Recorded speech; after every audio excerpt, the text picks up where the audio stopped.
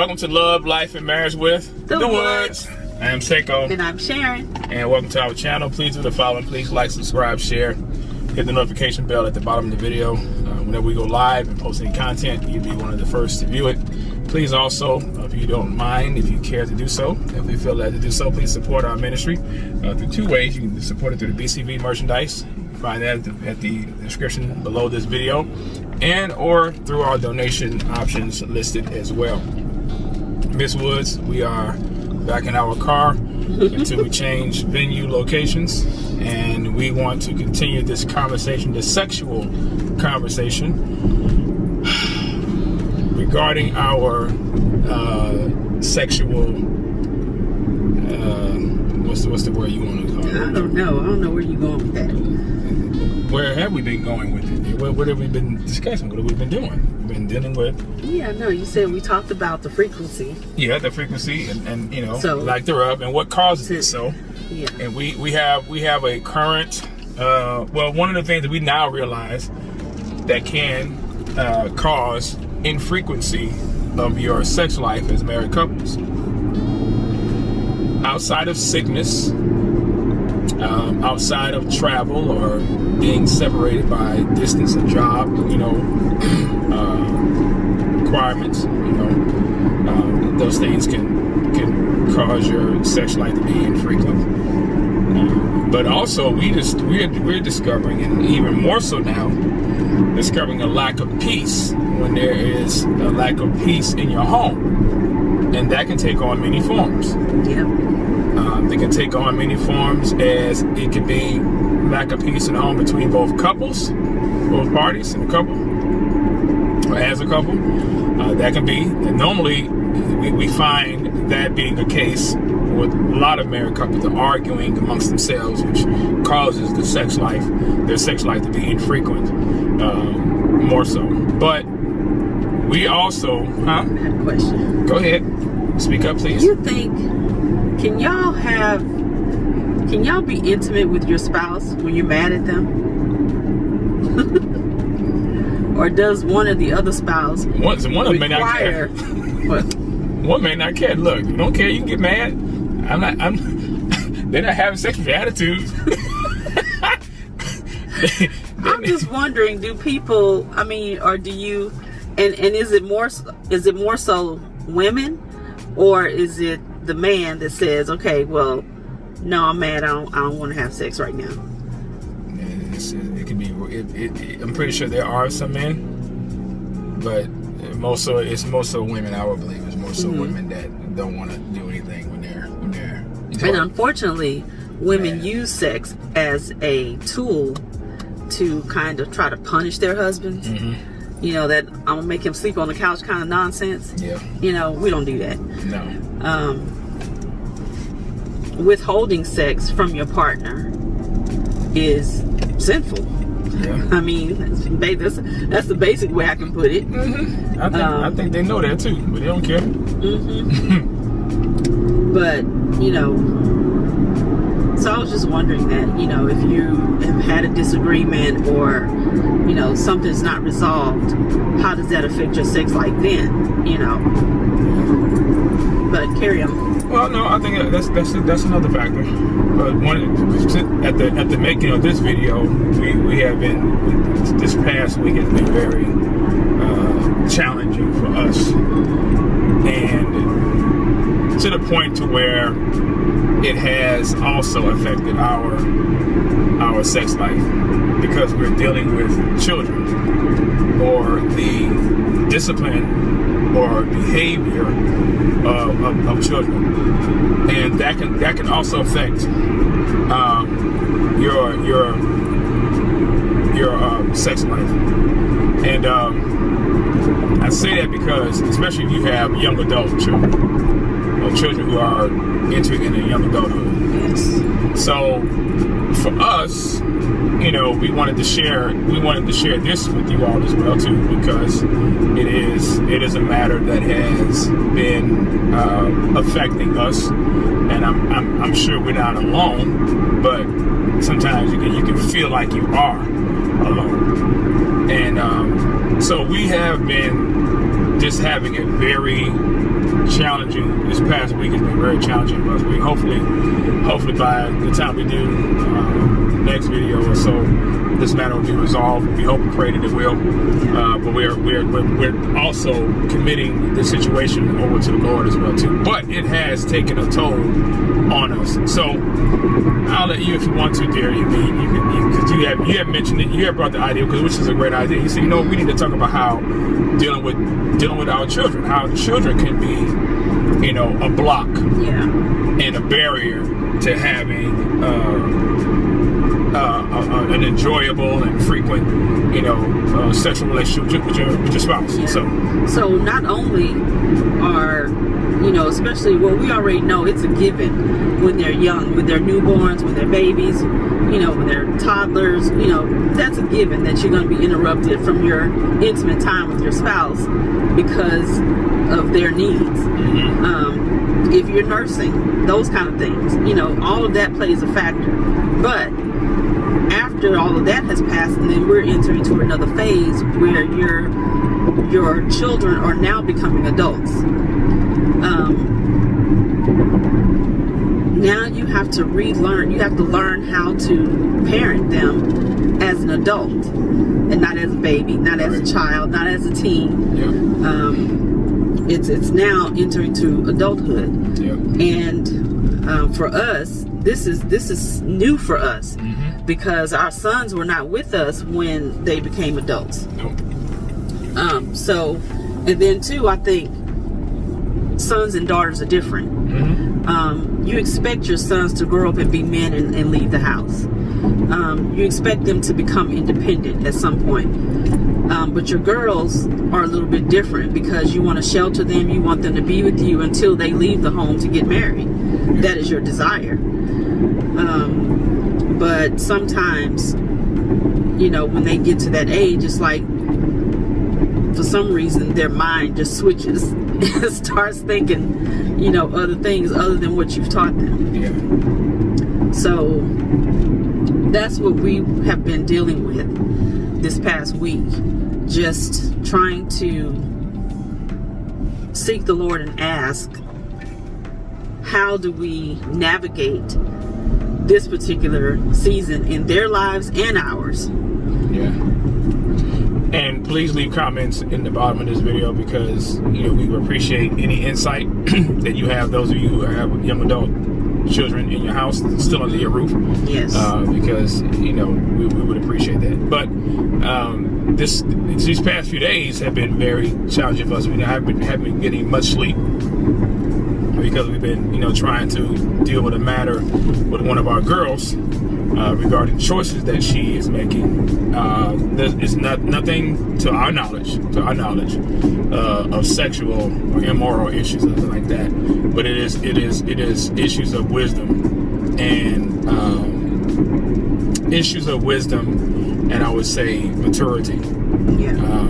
Or it could be also the lack thereof. Well, I would say the lack thereof because she's not an adult in the sense of being on her own. So these decisions now has affected the family, and particularly my wife and I, because we're the parents, and so now with conversations and misunderstandings or perceived misunderstandings and perceived attitudes of I don't know, I mean, kind of just wondering why all of a sudden these things have taken on a shape and a form that we were not prepared for. But yet again, it has affected our sex life. So we're trying to work through that, but also explaining as well for married couples that having issues in the home, unresolved issues in the home, can and will affect your sex life if you allow it. So that's where we are now. My wife said that she's not even thinking about sex. Well, I did make that statement. I did say that. Yeah, you did. I mean, and it's understandable. I understand. I don't know how other mothers and other women feel when there's an issue going on with your child or with your adult child, and you want to resolve it, but it's still unresolved at that particular moment. And they're under your roof. They're still under your roof. They still live remember that, y'all. We're still taking care of them. They're still under your roof. But you know, so now we have to, you know, walk in the Spirit and try to display the fruits of the Spirit, which is one, you know, patience. Right. Without being a pushover. And that's a very tight rope to walk, especially me as a man and as a father. But you had mentioned, you said, you know, earlier that people need to understand. You said that things. You said things have to be right. Oh yeah, I did say that. You said that. So can you explain that when y'all as a woman? What you help us men or help us understand what y'all say things have to be. What does right mean? I guess the best way to describe it is there has to be a sense of, like you mentioned, a sense of peace in the home. Mm-hmm. There cannot be some unresolved issues, whether it be between the spouse or whether it be between the parents and the child. Mm-hmm. Either one of those scenarios would cause, at least for me, would cause me to not really be in a romantic mood, so to speak. Because I'm constantly praying, I'm constantly trying to think of ways to make things right, you know? Yeah. And so in the course of me doing that, it's like I really don't, my mind doesn't divide between that and then trying to be intimate. It just doesn't do that. Yeah. And for some people can do that. Some people can separate the two. So basically, there gotta be peace in your house. I'm just not one of those people. No. Yes. So it has to be peace in your house. So relationships gotta be good, decent, and well. And I'm not saying perfect. Okay. You know, but I guess let me just say this: if the issue is big enough, you know, because we've had issues in the house before. And, you know, they didn't bother us at all. Not that it didn't bother us, I mean, but it didn't disturb, affect our union. Mm-hmm. But sometimes when issues are big enough, that happens. You know, it brings that uneasiness, you know. So what would you rate this issue of difficulty or, you know, stress or problem with relating to our daughter? What would you put this? I would have to say, man, it's up there. About an 8. An 8. Yeah. Okay, so could you give some factors as why you place it at that high of a number to where it has affected our sleep? I mean, only by God's grace we were able to, you know, work this week the way we did. I'll put it this way, ladies and gentlemen.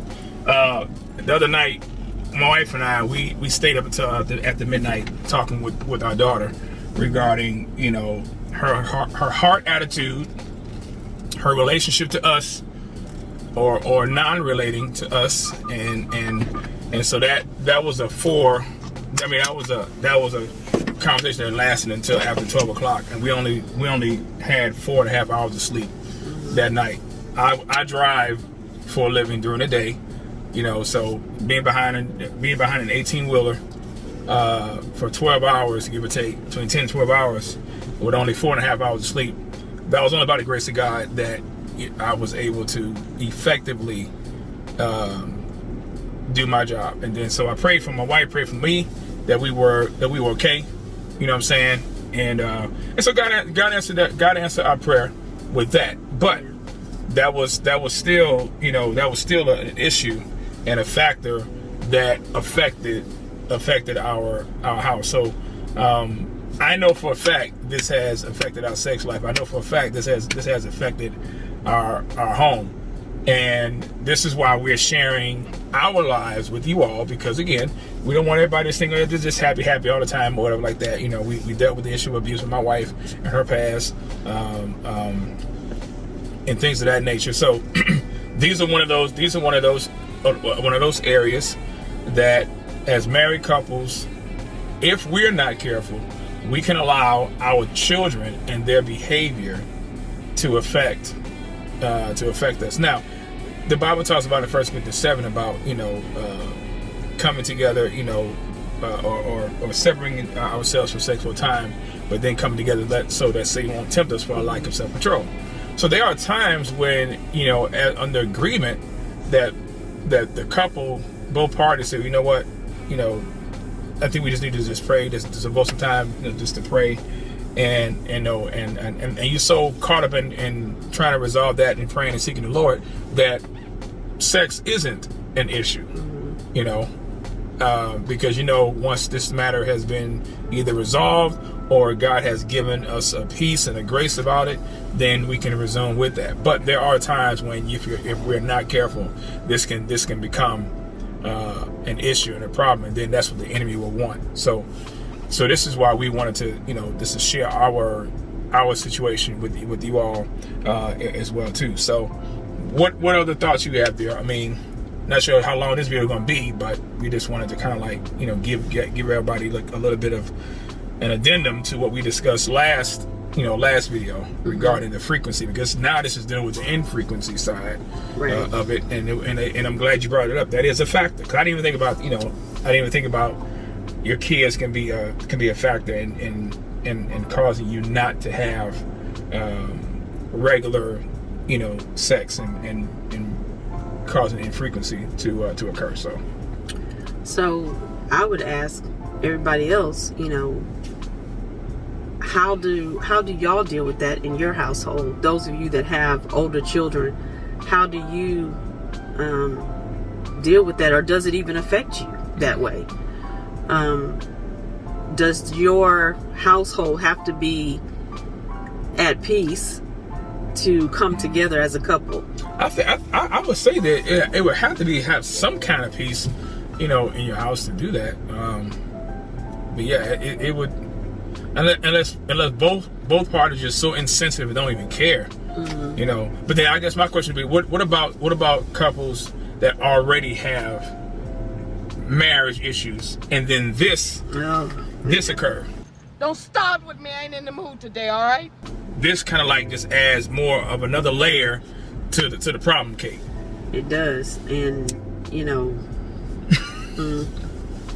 I don't know how they would navigate that. But that's what I'm saying. I mean, this is the only issue that we have. It's just the issue with our daughter. But this one here. Is it an A for me? Well, it's affecting me even more now because I know how it affects you. So since I know that it affects you, I'm seeking to resolve it, because when you are and as a woman, I know y'all want to deal with it and handle it, and so I had to tell my wife, let her figure this one out. If she wants our help, then she'll ask for it. Ow! Mama, help! Mama, help! Mama, help, please! I need you! Or hopefully she'll humble herself to ask for it. So, but my wife is like, okay, they haven't done this yet for her. They haven't done this yet. I'm like, okay, well, but if she needs our help, then she'll ask for it. And that's hard, y'all. As a mom, that's definitely hard, especially when you have been hands-on for their whole entire life, and now it's like all of a sudden, not that they don't need you, but that you have to step back and loosen the reins even more so now. That's a hard place to be. I mean, it is for me. I don't know about everybody else, but I know it is for me. I'm pretty sure when people watch this video, they're going to say, some of these women are going to say the same thing. Either they have gone through it, or are going through it, or just getting out of going through it. So, but this is why, for us, we just want people to know that, hey, you know, we deal with real issues like everybody else. This is like Sharon said, this is a new season for us.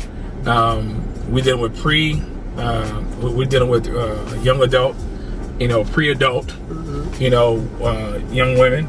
And so for me as a father, you know, at the same time making sure that the rules are the rules.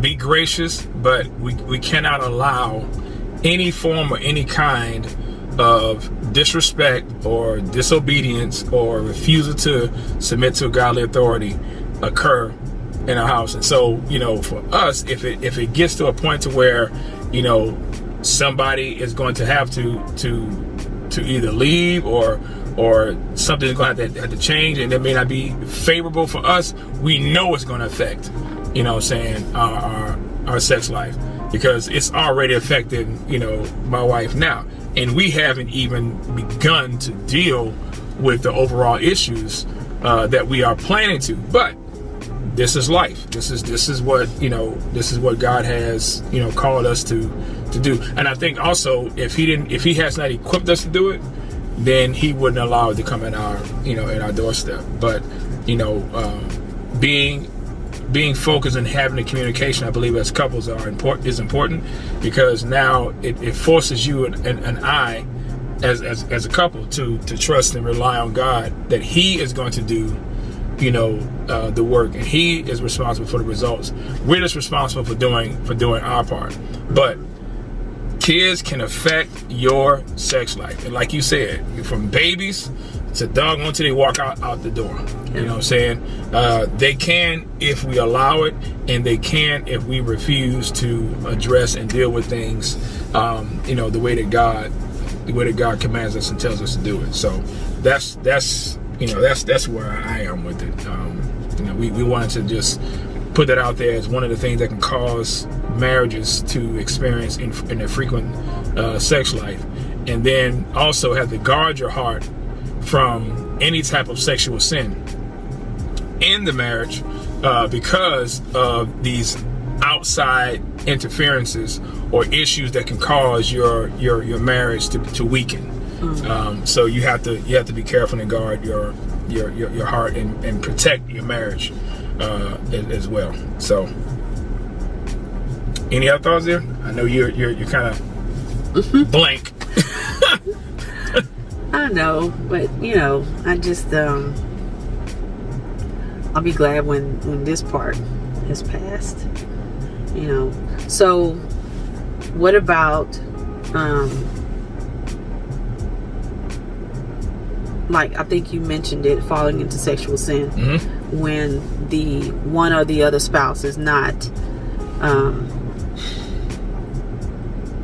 being sensitive to the needs of the other. Okay. So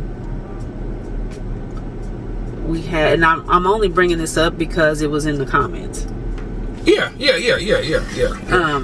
You know, about self-pleasure. Yeah. That is still sinful. And why is it sinful?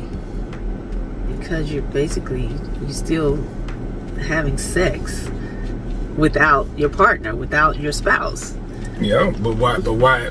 Okay, what would be if we had to label it? What would it be under? If we're saying that masturbation or self-pleasure is sinful, why is it sinful? Okay, having sex with yourself, but why? It's selfish. Okay, so selfish, and it's also lust. Right. Selfishness and lust. Yeah. It's both of those things. So, and then also remember, the purpose of sex is not for the individual; it's for the other person. Individual. Yeah. So when both parties are thinking about the other, that's where the pleasure comes. And of course, and I know it's easier said than done. We know that. But I appreciate this person having the guts, and the honesty and the transparency, and listen, the fact that this person came out and shared where they were with this in a forum like ours, that says a lot about, I believe, what God is doing with us, that people feel safe and comfortable speaking out and coming forward and sharing their struggle, because the individual wasn't glorying in it. Right. They say they know it's wrong, but this is a struggle for them. And for the record, it wasn't a male. This was a female. Yeah. Which also shows and lets us know that it's not always the man that has the issues sexually. It's not. And this person has said, and it was in the comments. We're not disclosing any private information, that they have a higher libido than their spouse, than the husband, and the husband is not fulfilling his responsibilities, which can cause this to occur. So I will say this. I hope you agree. Not justifying it, but I hope you understand. Okay. I'm like Chris Rock. I ain't saying it's right, but I understand. Yeah. When you don't do your part, you force, or you can be the provocateur of others doing it for you. Yeah, that's true. Either themselves or somebody else. Yeah. Yes, they're still wrong. They can't play the blame game, but neither can you. Right. Because if you are aware of it and you're not fulfilling, this is why, again, God says in 1 Corinthians 7, stop depriving one another. And they said, except for a time. Responsible. Yeah. You're held responsible for what you do. Right. Regardless of what they do or don't do. Right. You're held responsible. Both parties are held responsible for what they do. Both parties are. But God says, stop depriving one another. He didn't just say stop depriving. He said, stop depriving one another, except for a time of prayer. You can add fasting. He said, and then come again. So the idea is, it's a temporary cessation of sex or copulation with the purpose of coming again together. But if you're not doing your part, and if you're not fulfilling your responsibility and obligation, because you are obligated, then you're forcing that other individual to sin. You're causing them to sin, because the Bible says that.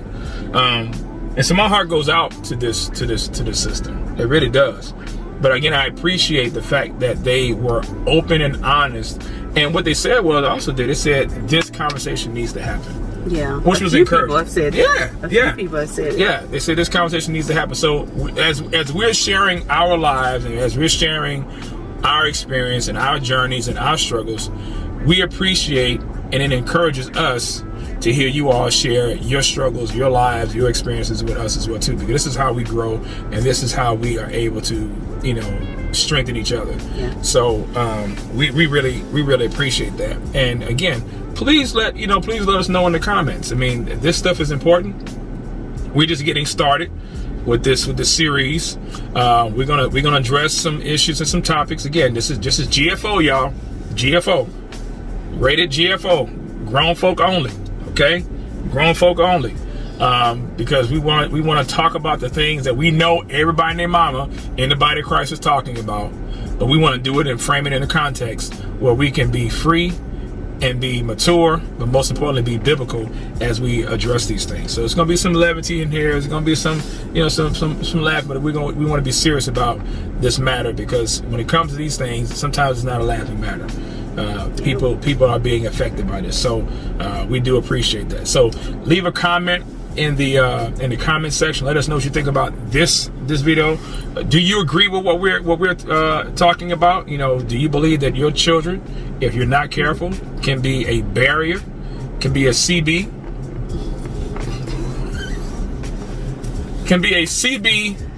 in your MARRIAGE?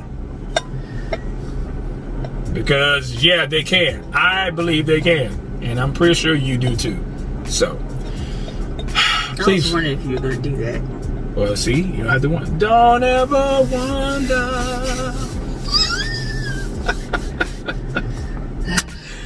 Yeah, but you're up next now, dear. Wait till everybody see your video and your presentation and what we're going to be talking about in the next video. Presentation. Your presentation. You have some information to share. You have information to share. I'm not giving no illustrations. Good Lord, why would you want to do that? Then that'd be porn. Not on you. I'm not. Then what illustration you talking about? You're not gonna have no fruit or nothing. No. Do you want some fruit? Do you want a fruit? You sure? Okay. I mean, because you know, some teaching you can teach, but No. you don't want that. All right. But you will have information, right? Thank you. That's what I'm talking about. Get your mind out together. So anyway, please like, subscribe, share, hit the notification bell at the bottom of this video. Let us know how you think about this and what we are presenting. Let us know your thoughts as well. To support the ministry financially, you can do that through the donation options below and through the BCV merchandise as well. That's our time. We do thank you so much for yours. And until next time, next video. Bye. Bye.